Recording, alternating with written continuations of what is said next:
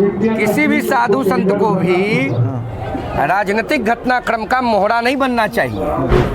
जब गणेश मूर्ति विसर्जन के समय लाठियां बरसाई गई थीं और उन्हें ट्रामा सेंटर पहुंचा दिया गया था, उस समय क्या अखिलेश यादव के पक्ष में उनके बयान वही थे? लाठी से पिटवाया अखिलेश यादव ने, भर्ती करवाया अखिलेश यादव ने, और आज इससे आशीर्वाद दे रहे हैं अखिलेश यादव को। इसीलिए ना, क्या हम मक्का जाते हैं क्या नमाज पढ़ने के लिए?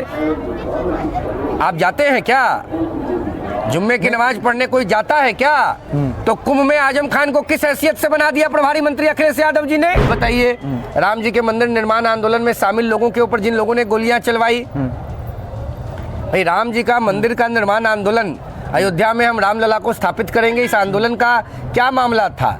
देश की जनता से जुड़ा हुआ मामला है। राम हमारे आराध्य हैं, इष्ट देव हैं, प्राण पुरुष हैं। उनके मंदिर निर्माण आंदोलन में, उनके घर में स्थापना के आंदोलन में, उनके स्थापना के आंदोलन में शामिल लोगों के ऊपर अखिलेश यादव के पिताजी ने गोलियां चलवाई या नहीं? मैं आपसे पूछता हूं। आदिगुरु शंकराचार्य के बाद उत्तर भारत में और देश में सनातन की स्थापना के लिए काम किया, उनके ऊपर इंदिरा गांधी ने गोलियां चलवाई। प्रभु राम और रावण में जितना अंतर था, भगवान कृष्ण और कंस में जितना अंतर था, अर्जुन दुर्योधन में जितना अंतर था, वो अंतर है 2013 के कुंभ में और 2025 के कुंभ। लगातार समय से आप कुंभ में रह रहे हैं, कुंभ की व्यवस्थाओं को देख रहे हैं, कुंभ में सेवाएं दे रहे हैं, तो अभी जो कुंभ के ताज़ा हालात हैं, जैसे कि आज बसंत पंचमी का अमृत स्नान हुआ और पिछली मौनी अमावस्या को आपने देखा, योगी पर कुछ लोग सवाल उठा रहे हैं, कुछ लोग शंकराचार्य जी को फर्जी बता रहे हैं। रोहित जी, क्या है इस पर आपकी राय? देखिए, ऐसा है कि साधु संतों पर बोलने का अधिकार आम नागरिक की हैसियत से हमको नहीं है, लेकिन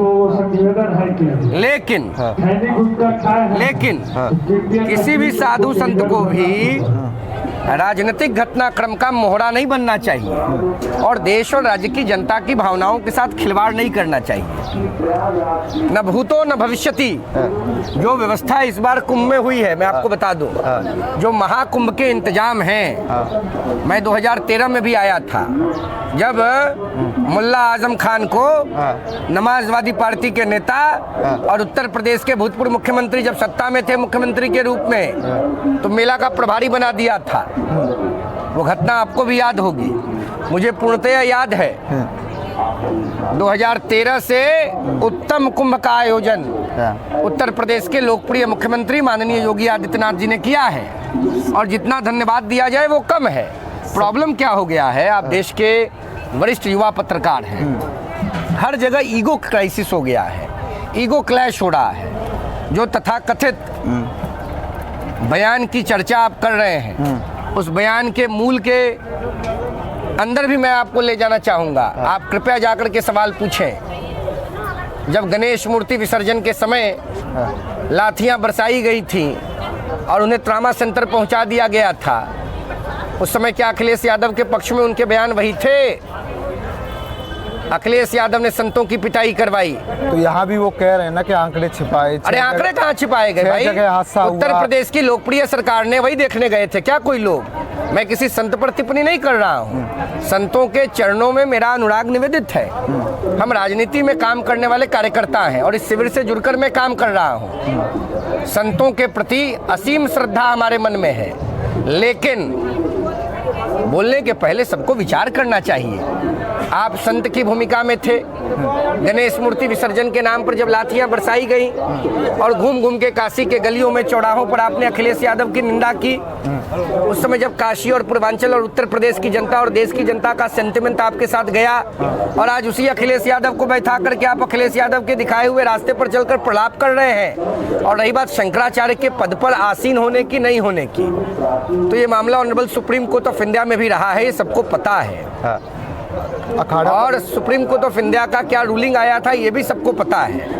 हम तो स्वामी वासुदेवानंद सरस्वती के प्रति भी आदर रखते हैं और सभी शंकराचार्यों का आदर करते हैं। अखाड़ा परिषद के अध्यक्ष हैं रविंद्रपुरी जी महाराज, अब कह रहे हैं कि इनका वसीयतनामा ही इनके नाम नहीं है, इनकी गुरुजी की समाधि से पहले ये शंकराचार्य बन गए, कोर्ट केस में है, जनता को मान ले जाना चाहिए कि ये व्यवस्था खाना ना खा लिए, ये एक फर्जी शंकराचार्य हैं। क्या किसी शंकराचार्य के बारे में एक फर्जी शंकराचार्य बोलना दूसरे साधु संतों को शोभा देता है? देखिए, इस पर हम बहुत टिप्पणी नहीं करेंगे, क्योंकि संतों के बीच का मामला है और हम लोग भगत लोग हैं, तो संत के बारे में बोलकर आसमान को दिया दिखाने वाली बात या सूरज को दिया दिखाने वाली बात है।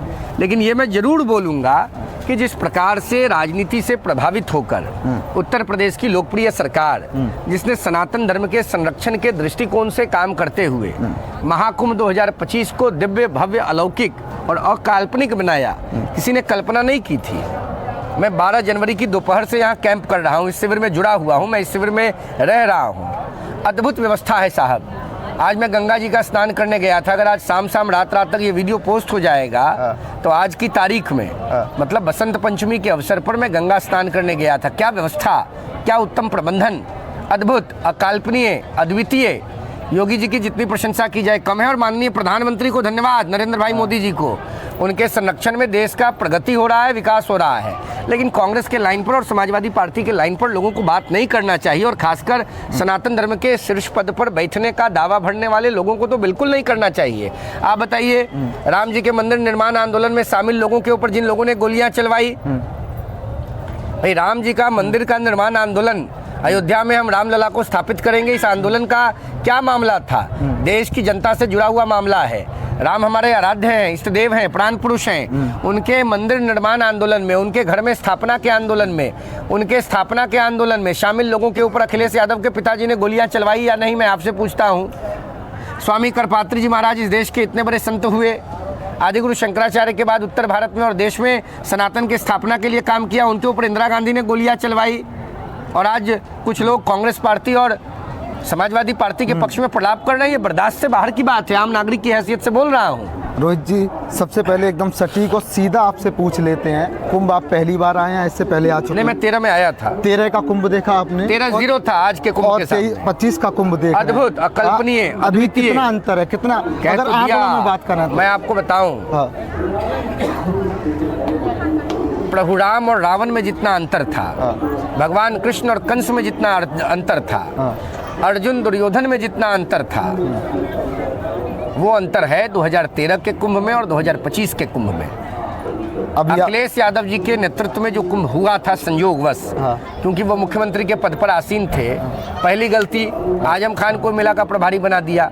200 सनातनियों की बेइज्जती ही तो थी। 205 MLA, 60 मंत्री और प्रभारी एक मुस्लिम को बना देते हैं, और उसी JCP बैठक में कहते हैं किसी हिंदू के शामिल हो जाने पर कि इसमें हिंदू का क्या काम, कुंभ में एक मुस्लिम का क्या काम था जो अखिलेश ने फैसला लिया कि आजम चाचा को प्रभारी को बना दिया। देखिए, हम तो बाबा साहब अम्बेडकर के संविधान में निष्ठा रखने वाले आम नौजवान हैं, भारत माता के आम नागरिक हैं। हम सभी धर्म, सभी जाति, सभी संप्रदाय, सभी पंथ, सभी भाषा, सभी लिंग का सम्मान करते हैं। लेकिन क्या हम मक्का जाते हैं क्या नमाज पढ़ने के लिए? आप जाते हैं क्या? जुम्मे की नमाज पढ़ने कोई जाता है क्या? तो कुंभ में आजम खान को किस हैसियत से बना दिया प्रभारी मंत्री अखिलेश यादव जी ने? और आज सवाल उठा रहे हैं, कह रहे हैं कि अखिलेश यादव जी को सवाल उठाना चाहिए। उनके पिताजी ने भगवान राम के मंदिर निर्माण आंदोलन में शामिल लोगों के ऊपर गोलियां चलवा दी, भुंजना की तरह भुंजवा दिया, और चले हैं सनातन की बात करने, सनातनियों को दबाया। आज जो तथाकथित बयान की आप चर्चा कर रहे हैं, जिस आदरणीय महात्मा के बयान के बारे में, उनको लाठियों से पिटवाया गया था माननीय अखिलेश यादव के नेतृत्व में। 2015 की वो बात थी जी के पास, जब अखिलेश यादव आते हैं तो अखिलेश यादव को बिठा के आशीर्वाद दिया जाता है। आप पूछिए ना अखिलेश जी से कि काहे लाठी पिटवाए थे 2015 में। अच्छा, और जो आशीर्वाद दे रहे हैं उनसे भी पूछिए, उनके चरणों में अनुराग निवेदित करते हुए। देखिए, आप हमको खोद रहे हैं और मेरे मुंह से सत्य निकल रहा है, और बाद में लोगों को सुन के हो सकता है पीड़ा हो। जब खोद दिए तो सुनिए, लाठी से पिटवाया अखिलेश यादव ने, भर्ती करवाया अखिलेश यादव ने, और आज इससे आशीर्वाद दे रहे हैं अखिलेश यादव को। इसीलिए ना कि सनातन का उगता हुआ सूरज अच्छा नहीं लग रहा है। राम जी के मंदिर के निर्माण आंदोलन को कांग्रेस पार्टी ने स्वीकार किया क्या?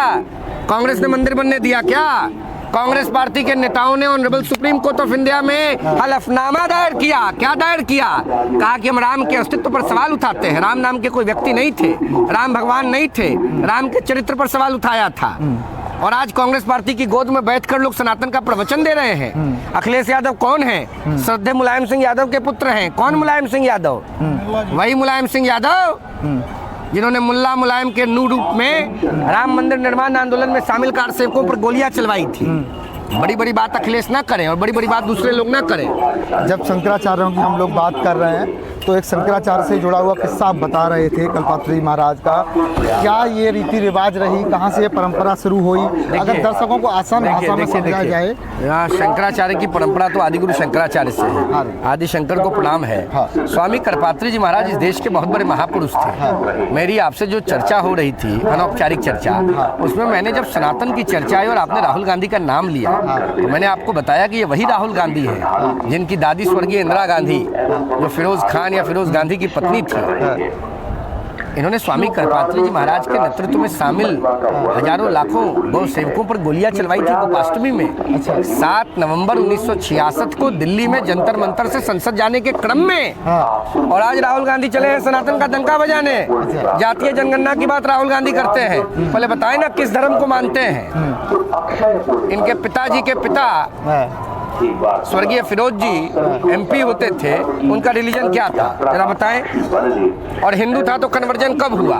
उसका फोटो कहाँ है? ये तो कहते हैं ब्राह्मण है। कहाँ से ब्राह्मण हो जाएंगे? सनातन के कहाँ से ब्राह्मण हो जाएंगे? रक्षक है हम तो। क्या रक्षक ही हो जाएंगे? फिरोज गांधी इनके दादा थे कि नहीं थे? फिरोज गांधी दादा थे। फिरोज गांधी किस धर्म के थे? अब तो कहते हैं कि हम तो सारे फिरोज गांधी किस धर्म के थे भाई? जब ये मैं आपसे सवाल पूछता हूँ पत्रकार साहब। हाँ। फिरोज गांधी किस धर्म को मानते थे? तक जाते हैं हम लोग। भटक नहीं रहे हैं, ना अटक रहे हैं, ना लटक रहे हैं, ना भटक रहे हैं। हम और आप सही जगह पर मटक रहे हैं। ये बात है। राहुल गांधी जनता को मूर्ख बनाना बंद करें। मैं ऑन रिकॉर्ड बोल रहा हूँ, आप इसको दिखाइएगा। मुझे कोई डर नहीं है। ना राहुल गांधी प्रधानमंत्री बनने वाले हैं, बनेंगे तो मेरा कुछ बिगाड़ेंगे नहीं। मुझे किसी से कोई डर नहीं है। मैं राजनारायण का वंशज हूँ और लोकतंत्र में संविधान को साक्षी मानकर कोई बात मजबूती से बोलता हूँ। राहुल गांधी सनातन के नाम पर राजनीति न करें। राहुल गांधी को सनातन के नाम पर राजनीति करने का कोई अधिकार नहीं है। राहुल गांधी का पूरा परिवार एंटी हिंदू, एंटी सनातनी, एंटी भारत है। जब और अखिलेश जी भी न करें। जब आप इतनी बात कर रहे हैं तो एक पहली बात और कर लेता हूँ। जिस दिन से कुंभ की शुरुआत हुई, पहले दिन से साजिश रची गई। चंद्रशेखर रावण कह रहे थे पाप धोने लोग आते हैं। अखिलेश यादव कह रहे थे आंकड़े फर्जी हैं। राहुल गांधी, मल्लिकार्जुन खड़गे कह रहे हैं कि गरीबी दूर कुंभ से नहीं होती। मतलब लगातार कुंभ पर इतना हमला बोलना। मल्लिकार्जुन खड़गे की तो गरीबी दूर हो गई ना। कांग्रेस पार्टी ने उनके बेटा को कर्नाटक में मंत्री बना दिया। मतलब गरीब और वंचित की बात करने वाले खड़गे बताए ना अपने राजनीतिक जीवन में कितने गरीब, वंचित, वनवासी, पिछड़ा, दलित, आदिवासी को राजनीति में आगे बढ़ाया है। खड़गे जी ने अपने पूरे राजनीतिक जीवन की तपस्या अपने बेटे को ट्रांसफर कर दिया। NEFT मार दिया। निफ्ट क्या उसको बोलते हैं? NEFT करते क्या बोलते हैं उसको? बैंकिंग का निफ्ट बोलते हैं। रोहित जी, सबसे बड़ी सवाल पर आ जाते हैं, क्या ये लगातार सारे लोग इकट्ठा होकर सनातन की ताकतों को एक कुछ नहीं बिगाड़ पाएंगे सर। अच्छा, कुछ नहीं बिगाड़ पाएंगे सनातनियों का। ये ऋषि मुनियों तपस्वियों का देश है। और भगवान शंकर ने, माता गंगा ने नरेंद्र मोदी को इस देश का प्रधानमंत्री बनाया है। हजारों लाखों करोड़ों लोग खिलाफ लग जाएंगे, कुछ नहीं होगा। भारत की सम्मानित जनता प्रधानमंत्री नरेंद्र मोदी जी के समर्थन में खड़ी है। नरेंद्र मोदी ने अद्भुत काम किए हैं। देश का कोई प्रधानमंत्री घाटी जाता था ना तो हुर्रियत के नेताओं के यहाँ जाके नमस्कार नमस्कार नमस्कार करता था। अभी बदलाव है। बदलाव? हुर्रियत कहाँ गया? देखे हैं हुर्रियत को? भेज दिया जेल प्रधानमंत्री मोदी जी ने। और उत्तर प्रदेश में अद्भुत काम योगी आदित्यनाथ जी के नेतृत्व में हो रहा है। हम किसी राजनीतिक दल के कार्यकर्ता, नेता, पदाधिकारी, समर्थक नहीं है, लेकिन भारत माता के नागरिक तो हैं, हिंदुस्तान के जनता तो हैं। वोट का अधिकार तो संविधान ने दिया है। बाबा साहब अम्बेडकर के विचारों में निष्ठा तो है। अद्भुत विकास उत्तर प्रदेश से लेकर दिल्ली तक हो रहा है, बिहार से कश्मीर तक हो रहा है। रोहित जी, एक आखिरी सवाल आपसे। कुंभ की धरती पर आप हैं, तीसरा अमृत स्नान आज हुआ है और बसंत पंचमी का बड़ा प्यारा दिन है, बड़ा शुभ दिन है। एक संदेश यहाँ से आप युवाओं को देना चाहें सनातन के लिए, क्या संदेश दें? भगवान राम के दिखाए हुए रास्ते पर चलना है। भगवान राम ने किष्किंधा और लंका विजय के बाद किष्किंधा सुग्रीव जी को दे दिया था और लंका विभीषण जी को दे दिया था। आजकल जो लोग अपने आप को समाजवादी कहते हैं, उन परिवारवादियों से मैं कहना चाहता हूँ, आपको सत्ता मिली तो आपने अपने गांव को राजा महाराजा की तरह सजा दिया। आपको उत्तर प्रदेश देश की जनता से कोई मतलब नहीं रहा। गांव, गरीब, किसान, मजदूर और नौजवान के नाम पर गंदी राजनीति करने वाले लोगों से नौजवान सतर्क रहें। भारत माता के वैभव को बढ़ाने का स्वर्णिम युग चल रहा है।